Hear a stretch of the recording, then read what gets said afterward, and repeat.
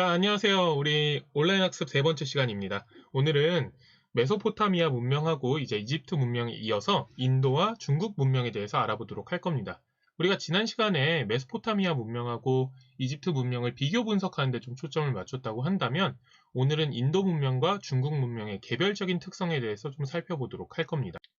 특히 오늘 우리가 다루게 될 내용 같은 경우는 앞으로 우리가 배울 인도 역사나 사회, 그리고 중국 역사나 사회에 상당히 큰 영향을 끼쳤던 요소들이기 때문에 그 특성, 그리고 그 특징 같은 것들을 잘 캐치를 해낼 필요가 있어요. 그리고 그런 것들을 기반으로 해서 앞으로 우리가 배우게 될 내용들을 좀 더해가 나갈 필요가 있는 거죠.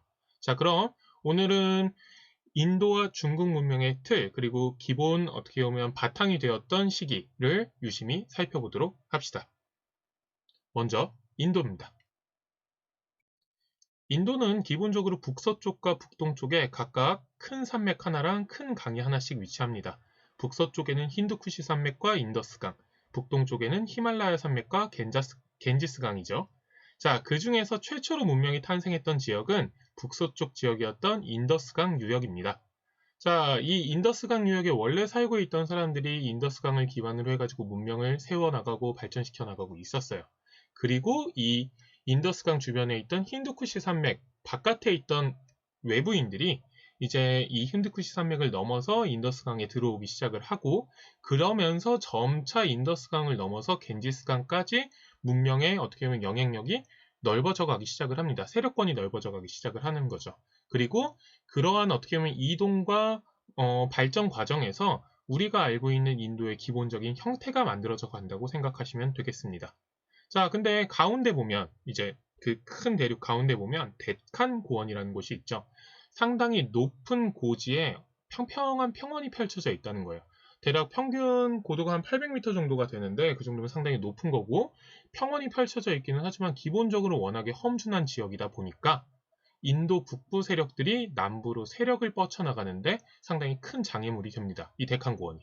자, 그러다 보니까 오늘 우리가 살펴볼 내용은 우선 데칸 고원 북쪽에 있는 인더스강과 겐지스강을 주변으로, 그러니까 중심으로 하는 넓은 평야 지역에서 펼쳐진 이야기를 살펴보도록 하겠습니다. 첫 번째 인도 문명입니다. 자, 인도 문명은 기본적으로 기원전 2500년경 인더스강 상류 지역에서 나타나는데요. 대표적인 유적으로는 하라파와 모헨조다로 같은 도시들이 있습니다. 자, 이집트나 메소포타미아 같은 경우는 뭐 피라미드, 지구라트, 그리고 중국 같은 경우도 뭐 다양한 여러 만리장성이라든지 다양한 대규모의 건축물들이 전해지고 있는데요. 이 지역 같은 경우는 그렇게 대규모의 건축물이 전해지지는 않아요. 하지만 상당히 잘 계획된 계획도시의 형태를 나타낸다는 게 큰 특징입니다. 특히 이 지역에 있는 도시들의 건물들을 보면 벽돌로 지은 건축물들이 상당히 많았다는 특징이 있습니다. 이 인더스강 유역의 모헨조다로나 이렇게 하라파 같은 도시를 세웠던 사람들은 이 지역의 원주민인 드라비다인인데요.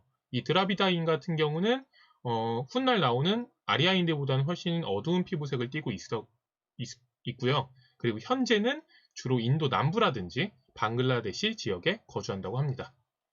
자, 인더스 문명의 경우에는 뭐 우리가 여러 가지 내용들을 좀 살펴볼 수 있으면 좋았을 텐데 아쉽게도 다른 고대 문명에 비해서는 아직 밝혀지지 않은 게 훨씬 더 많아요. 왜냐하면 이 인더스 문명의 그림 문자, 인더스 문명에서 쓰던 문자인데 이 문자가 아직 제대로 해독되지 못했기 때문인 거죠. 그러니까 만약에 이 문자가 제대로 해독된다고 한다면 훨씬 더 많은 사회상이라든지 아니면 그 시대의 특징 같은 것들을 우리가 살펴볼 수 있게 될 겁니다. 자, 다음 시대로 넘어가기 전에 한 가지 먼저 좀 짚고 넘어가고 싶은 게 있는데, 우리가 이런 오해들이 좀 있어요. 고대 문명들 간에는 각자 개별적인 발전을 했을 거다라는 거. 각자 소통을 제대로 하지 못하고. 근데 우리가 생각한 것보다도 고대 문명들 간에는 훨씬 활발한 교류가 이루어집니다. 서로 가까운 곳에 위치했던 메소포타미아나 이집트 같은 경우야 뭐 당연한 거라고 볼 수 있는데, 이 두 지역과 인더스 문명 간의 교류도 상당히 활발하게 벌어졌어요. 우리가 인더스 문명, 인더스강 주변에서는 뭐 그림 문자 이게 해독이 잘 안 되다 보니까 어떤 사회상을 가졌는지 잘 모른다라고 얘기를 하는데 남아있는 유물 같은 것들을 살펴보면 메소포타미아 지역에서 나오는 유물 같은 것들이 발견되는 경우들이 있거든요. 이런 것들이 어떻게 보면 두 지역 간의 교류를 나타내는 주는 거죠. 그리고 여기 보면 지도를 살펴보면 파란색으로 표시되어 있는 부분들이 그 당시의 무역로, 그 당시의 교통로를 보여주는 겁니다. 물론 인도 북서쪽에 힌두쿠시 산맥이 있어서 이걸 어떻게 넘어가라 생각할 수도 있는데 이 산맥 사이에는 두 지역을 연결할 수 있는 교통로가 분명히 존재를 한다고 해요. 그래서 이 교통로를 통해서 교류가 가능했던 거죠. 자, 근데 한 가지 또 조금 기억을 해둘 건 이와는 달리 북동쪽에 있는 히말라야 산맥 때문에 인도와 중국 간의 교류는 엄청나게 힘들어집니다. 워낙에 험준한 산맥이다 보니까 이걸 넘어가는 건 정말 쉽지 않았던 거예요. 그러다 보니까 두 지역의 교류, 그러니까 인도와 중국 지역의 교류는 비단길이 개척된 후에야 가능했던 거고, 인도의 불교가 전해지는 것도 이 비단길이 그러니까 개척된 후의 일이 되겠죠. 그러니까 이런 지역적인 어떻게 보면 그리고 자연적인 환경이 인류 문명이라든지 역사에 상당히 큰 영향을 준다는 걸 여기서 또 살펴볼 수 있겠습니다. 조금 전에 살펴봤듯이 인도 최초의 문명은 인더스강 유역에서 시작이 돼요. 자, 그런데 인도라는 사회의 기본적인 틀은 이 인더스강 유역에서도 상당히 큰 영향을 주긴 하지만 중앙아시아 지역에서 유목 생활을 하던 아리아인들이 힌두쿠시 산맥을 넘어서 북인도로 이동하면서 점차 만들어져 가기 시작을 합니다. 자, 기존의 드라비다인들과는 좀 다르게 밝은 빛의 피부를 가졌던 이 아리아인들은 드라비다인과는 다르게 철기를 사용을 했어요. 그 덕에 청동기를 사용했던 인더스 문명의 세력보다는 훨씬 강한 힘을 발휘할 수 있었던 거죠. 그러면서 점점 자기들의 영향력 그리고 자기들의 힘을 키워나가기 시작을 하고 인더스 강을 넘어서 점점 동진을 합니다. 동쪽으로 이동을 해서 겐지스강까지 이동을 해서 이 지역에서 농경과 정착 생활을 차츰차츰 해나가기 시작을 했던 거죠. 아리아인의 이동으로 인도 사회의 기본적인 어떻게 보면 특성 같은 것들, 기본적인 원형, 프로토타입 같은 것들이 만들어져 간다고 얘기를 했는데요. 그중 대표적인 사례가 바로 카스트제입니다. 카스트제는 혈통으로 결정되는 인도 고유의 신분제입니다. 그리고 이 카스트제 같은 경우는 특징이 신분의 상하 이동을 극도로 제한하는 폐쇄적인 성격을 가졌다라는 거예요. 자, 신분에 따라서 개인의 사회적인 지위나 아니면 할 수 있는 일, 직업 같은 것들도 완전히 결정이 됩니다. 크게 보면 네 신분으로 구분이 되어 있는데 제사를 담당하는 사제인 브라만, 정치와 군사를 담당하는 크샤트리아, 자, 그리고 농사와 상업에 종사하는 바이샤, 각종 천업에 종사하는 수드라로 나뉘어져 있다고 합니다. 이렇게 네 신분으로 구분되어 있는 카스트에서 가장 높은 지위를 차지했던 것이 제사를 담당하는 브라만이었습니다. 이들은 태양이나 물, 불과 같은 자연현상을 신앙의 대상으로 삼았어요. 일반적인 거죠, 이거 같은 경우는. 자, 점점 더 복잡한 종교의식을 만들어가기 시작을 합니다. 그러면서 자기의 특권을 강화시켜 나갔던 거예요. 점점 더 복잡해지니까 다른 신분 같은 경우는 이걸 엄두를 낼 수가 없는 거죠. 자, 이를 통해서 그러니까 브라만이 시행하는 제사를 통해서만 신과 인간이 이어질 수 있다라고 주장을 하기 시작을 했고, 이런 신앙을 바탕으로 한 브라만교를 성립시켜 나갑니다. 자, 이 과정에서 자연현상을 찬미하는 노래인 베다가 브라만교의 경전이 되기도 하죠. 자, 방금 우리가 살펴본 카스트제와 브라만교는 이후 인도 사회의 기본 틀이 돼요. 사회의 기본적인 요소가 된다는 거죠. 자, 그렇기 때문에 우리가 꽤 오랜 시간 뒤에 인도의 역사에 대해서 살펴볼 건데 그때 카스트제와 브라만교가 다시 한번 등장한다라는 거, 그거 기억해두고 넘어가도록 합시다. 다음으로 중국 문명에 대해서 알아보도록 합시다. 오늘날 중국의 지형을 표현한 사진인데요. 사실 과거 중국이라고 불린 지역은 여기 노란색 원 안에 중원이라고 표시되어 있는 지역 있죠. 이 지역을 얘기를 하는 거예요. 그러니까 오늘날의 중국에 비해서는 훨씬 더 좁은 지역이라고 볼 수가 있는데 이 지역에서 탄생한 문명이 점차 세력을 넓혀가면서 오늘날 중국의 영토에 이르게 된 거죠. 방금 살펴본 중원 지역에는 황허라는 강이 크게 흐릅니다. 말 그대로 황토빛 물줄기인데요. 이 유역에서 기원전 2500년경에 문명이 발생합니다. 기록상으로는 하라는 이름의 왕조가 건국되었다고 합니다. 지도를 보면 서쪽에서 시작된 강줄기가 중원 지역을 휘감아 돌면서 상둥반도 즈음에서 이제 발해만으로 이어지는 것을 확인을 할 수가 있는데요. 자, 사실 황허는 첫 사진처럼 되게 만만한 강이 아니에요. 지금 두 번째로 띄어진 이 되게 거친 모습이 보이는 이 강사진이 황허의 중하류 지역인데요. 이렇게 황허의 중하류 지역 같은 경우는 물길이 험악한 곳이 엄청나게 많았습니다. 자, 이렇게 험악한 물길을 정비를 하고 이제 농사를 지으려면, 그러니까 관계농업이나 치수사업을 하려면 아무래도 다른 지역보다 훨씬 더 강력한 권력이 필요할 수밖에 없었고, 그런 권력들이 더욱더 큰 힘을 가질 수밖에 없었을 겁니다. 자, 그러다 보니까 중국 문명의 되게 독특한 특징이 뭐냐면 엄청나게 중앙의 힘이 강하고 하나로 통일하려는 지향성이 상당히 강한 지역이라는 거예요. 이런 중국 문명의 특징을 이렇게 치수 사업이 힘들었고 관계 농업이 힘들었던 이 황허 문명의 특징에서 찾는 학자들도 상당수 있다고 합니다. 실제 유물과 유적을 통해 확인할 수 있는 최초의 왕조는 황허 중하류의 은어를 중심으로 발전한 상나라입니다. 상이라고 불렸던 왕조 나라는 은이라고도 불리는데요. 자, 이는 상 왕조의 중심지였던 은어에서 따온 말입니다. 그러니까 상이라고 부르든 은이라고 부르든 동일한 나라를 말한다고 생각하시면 되겠죠. 자, 우리가 상왕조에서 기억해야 될 것은 한자의 원형이 된 갑골 문자가 만들어졌다라는 겁니다. 자, 이 갑골문은 거북이의 배딱지 그리고 소의 어깨뼈를 불로 지져가지고 그 갈라지는 모양을 보고 당시에 점을 쳤는데 그 점친 내용을 기록한 데, 그러니까 배딱지나 소 어깨뼈에 또 기록을 해놓겠죠? 그 기록한 데서 시작된 문자예요.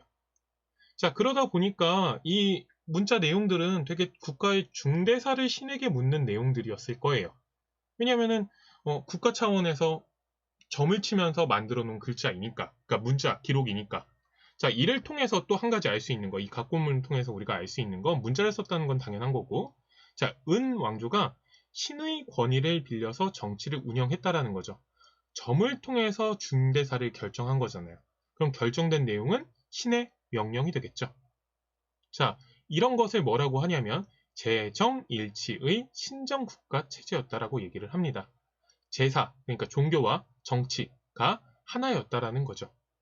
자, 특히 갑골을 이용한 점수의 해석 같은 경우는 국왕이 직접 담당을 합니다. 그러니까 점치는 과정 자체는 따로 담당하는 관료가 있었겠지만 그걸 해석할 수 있는 것, 신의 뜻을 물을 수 있는 건 국왕뿐이었다라는 거야.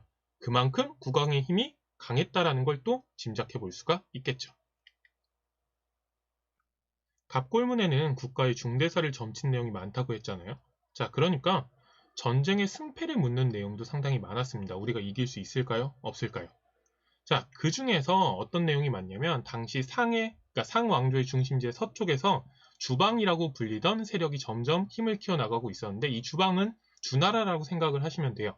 그 주나라를 정복할 수 있는지 물어보는 내용이 상당히 많았어요. 자, 그만큼 상왕조 입장에서는 주의 세력이 신경이 쓰였던 걸 텐데요. 자, 결국 이 주가 상을 정복하고 새로운 왕조를 세우고 중원 지역을 통치하기 시작을 합니다. 자, 이후 주왕조는 현재 중국의 강남 지역인 창장강 일대까지 영토를 확장하는데, 자, 지도에는 양쯔강이라고 표시가 되어 있어서 헷갈릴 텐데 이 지역이 바로 창장강입니다. 그러니까 한 가지 알아둘 거는 이 창장강이라고 불리는 강이 지금 지도에도 나오지만 엄청나게 길잖아요. 자, 그러다 보니까 창장강 하류 지역에서 쓰던 양쯔강이라는 표현이 이 창장강 전체를 대변하기도 하는 거예요.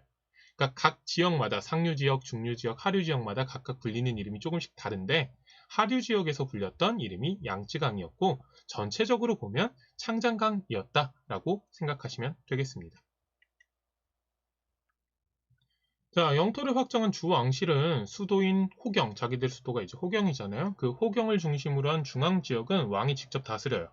근데 워낙에 영역이 넓어지다 보니까 왕의 통치가 쉽게 뻗어가지를 않는 거예요. 워낙에 그 당시에는 교통이나 통신이 발전해 있지 않다 보니까. 자, 그렇게 멀리 떨어진 나머지 지역에는 어떻게 하냐면 혈연으로 얽혀있는 친족들, 그러니까 내 동생이나 아니면 가까운 친척들 있잖아요. 이 친척들을 그 지역에 보내서 통치하게 하거나 아니면 나라에 공을 세워서 나한테 확실히 충성하는 그런 신하들에게 그 지역을 따로 떼주는 겁니다. 그 지역을 통치하도록 주는 거예요. 그리고 그들을 제후라는 이름으로 임명을 합니다. 자, 그럼 이 제후 같은 경우는 그 지역을 사실상 왕 대신 통치를 하게 되는 거다 보니까 그 지역에서는 사실상 왕과 같은 통치력을 행사하긴 합니다. 근데 준 건 아니죠. 그러니까 국왕 입장에서는 믿을 만한 사람들을 보내서 통치하도록 한 거예요.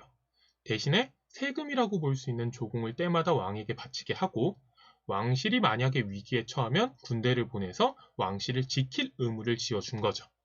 자, 이와 같은 통치 제도를 봉건제라고 합니다.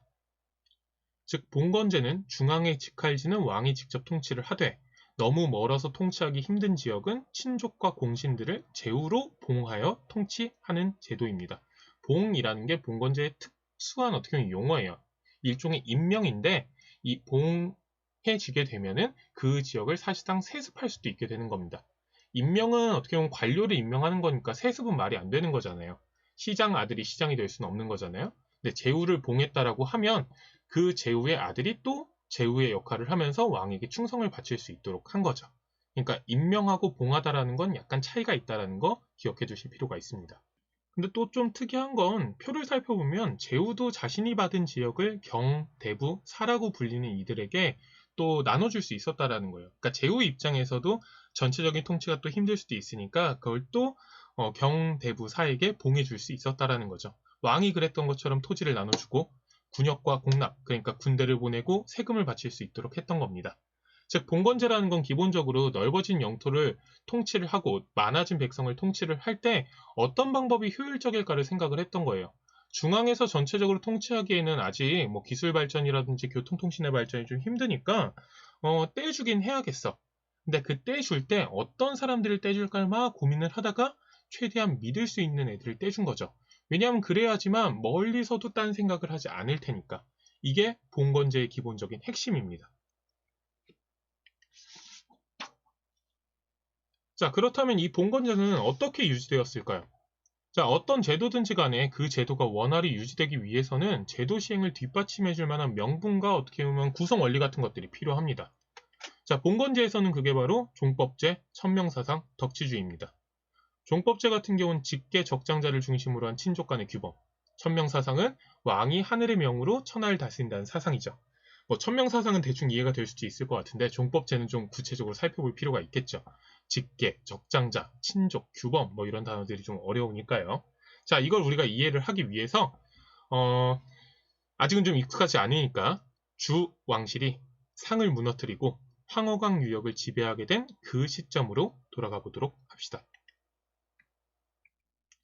사실 은이 중원을 통치할 때 이 주세력도 은의 신하였다고 생각을 하면 돼요. 자, 그런데 기원전 11세기경에 상의 서쪽에서 점점 세력을 키우던 주가 결국에는 은어를 점령하고 상을 멸망시켰던 거죠.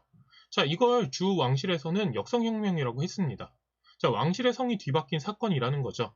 근데 다시 생각을 해보면 말이 좋아서 역성혁명이지 이전까지 상이 신하였던 주가 상왕조를 무너뜨리고 어떻게 보면 반란을 일으킨 거잖아요. 당연히 다른 지역에서 이거에 대한 반발이 생길 수도 있는 상황이었겠죠.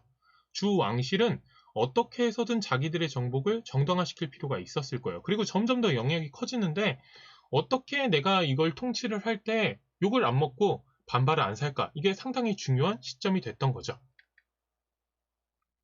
자, 그때 등장했던 것이 바로 천명사상과 덕치주의입니다. 주 왕실은 덕이 있는 자가 하늘의 명령이니까 즉 천명을 받아서 천하를 다스리게 되는 거다라고 주장을 했어요. 근데 상왕조가 예전에는 덕이 있어서 천하를 다스렸는데 지금 우리가 보기에는 덕을 점점 잃고 막 포악한 짓들을 많이 한다는 거예요. 그러니까 자기들이 이 은 왕실을 대신해서 그러니까 상왕실을 대신해서 천하를 다스려야 한다고 주장을 했던 거죠. 자, 그러니까 이 논리에 따르면 자신들의 정복은 반역이 아니라 역성혁명, 덕 있는 사람이 천하를 다스릴 수밖에 없는 어떻게 보면 자고의 이치라고 주장을 했던 거죠. 자, 그럼 주왕실로 넘어온 하늘의 명, 즉 천명은 어떻게 이어지게 되는 걸까요? 자, 이게 봉건제를 뒷받침하는 종법제랑 연결이 됩니다. 다시 한번 말하지만 봉건제를 뒷받침해줬던 기본적인 틀이 종법제입니다. 자, 여기서 지금 적장자를 중심으로 줄을 세워놓으니까 질서 정연하고 좋다라고 했잖아요. 종법제는 그러니까 적장자를 우선시하는 거예요. 그럼 적장자가 뭐냐? 정식 부인이 낳은 자식 중에서 첫째 아들입니다. 그러니까 장남이에요, 장남. 쉽게 얘기하면. 자, 이 적장자가 아버지의 지위와 권위를 이어받도록 하는 게 종법제죠. 자, 그럼 둘째 이하의 아들들도 있을 거 아니에요. 둘째, 셋째, 넷째 아들들. 이들은 어떻게 하느냐? 자, 아버지의 지위와 권위를 이어받은 형님에게 이 둘째 이하부터는 충성을 하면서 형님을 보호하는 울타리 역할을 하게 되는 겁니다. 예를 들어서 왕에게 여러 자식이 있다라고 하면 적장자가 아버지의 왕위를 이어받게 되겠죠. 자, 그럼 차남 이하, 그러니까 둘째 이하의 자식은 뭐가 되느냐?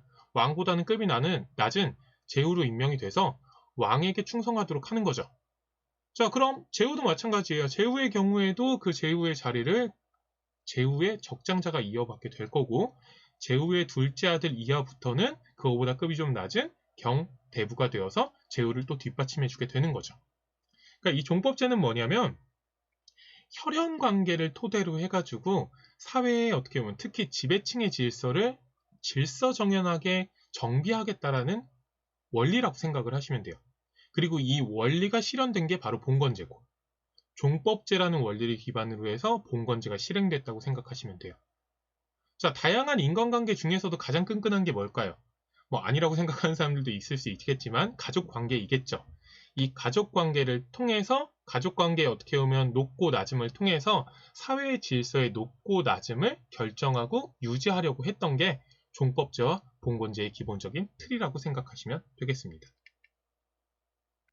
자, 이렇게 종법제를 토대로 한 봉건제는 주 왕실이 넓은 영토를 효율적으로 통치하면서도 체제를 안정시키는 데 되게 도움이 됐습니다. 자, 그런데 시간이 흐를수록 이게 문제가 생겨요. 자, 뭐냐면 점점 적장자로 이어지는 종가와 차남 이하로 이어지는 분가 간의 혈연 관계가 멀어진다라는 거죠. 옛날에는 사촌이었는데 이게 16촌이 되고 32촌이 되고 64촌이 되고 블라블라블라.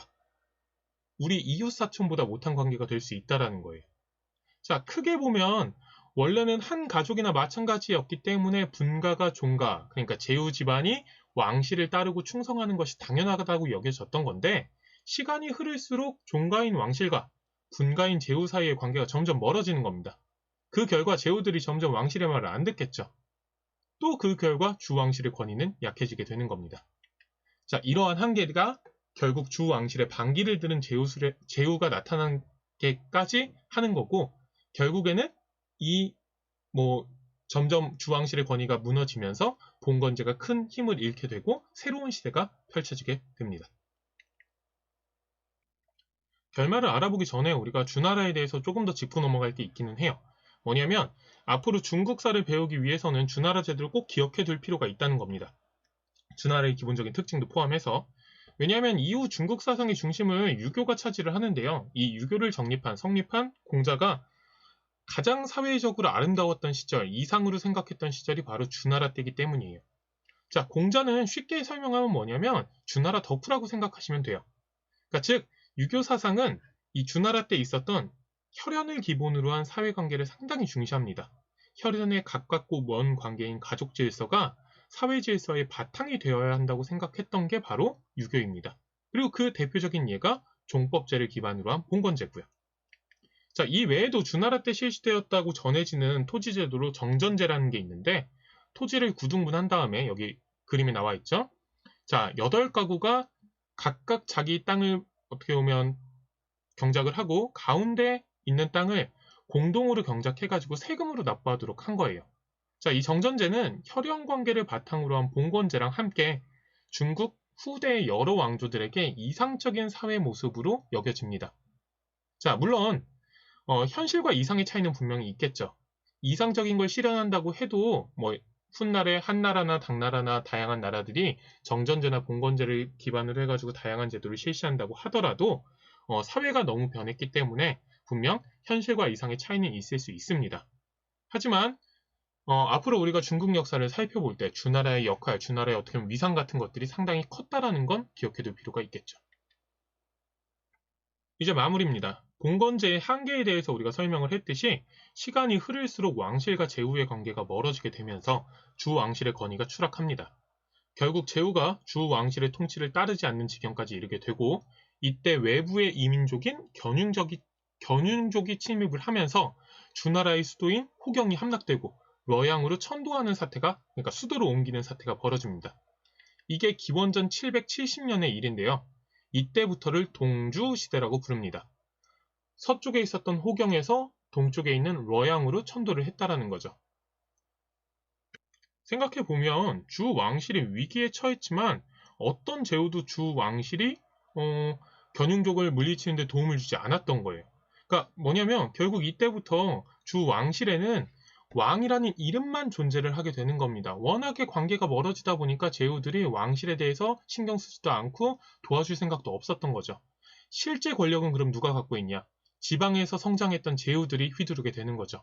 왕은 왕이라는 명분과 이름만 있을 뿐이지 결국엔 각 지역에서 제후들이 자기들의 세력을 점점 키워나가는 일들이 벌어지게 되는 겁니다. 동주시대. 자, 그리고 제후들끼리 치고받으면서 제후 중에 최고를 가리는 실력 경쟁도 계속해서 이어지게 되는 거예요. 즉, 기존의 봉건제가 완전히 붕괴되고 새로운 시대가 펼쳐지는 건데 이걸 아까 동주시대라고 얘기를 했죠? 다른 말로는 춘추전국시대라고 하는데 구체적인 내용은 다음 시간에 알아보도록 하겠습니다. 자, 참고로 견융이라는 이름이 나오는데 이건 말 그대로 진짜 개 같은 오랑캐라는 뜻이에요. 진짜 욕이죠, 욕 사실. 그러니까 당시 중국인들이 자신들은 천하의 중심, 세상의 중심에서 어떻게 보면 문화를 꽃피워 나가고 있는데 주변의 다른 민족, 그러니까 자기들하고 살아가는 모습이 다른 사람들은 너무나도 어떻게 보면 뒤떨어져 있다고 보고 오랑캐로 낮잡아 보면서 불렀던 멸칭이었던 거죠. 견융 같은 것들이. 자, 이 견융이라는 표현을 통해서 우리가 또 한 가지 알 수 있는 건 이게 중국 역대 왕조에도 이런 인식이 쭉 이어지는데 이렇게 그러니까 자민족, 중국 민족을 중심으로 세계를 바라보는 세계관, 다른 말로 중화주의라고 얘기를 하는데 이 중화주의가 중국 민족, 그러니까 한족이죠 보통은 중국 민족들이 세상을 바라보는 기본 틀이 되었다는 점도 우리가 눈여겨볼 필요가 있습니다.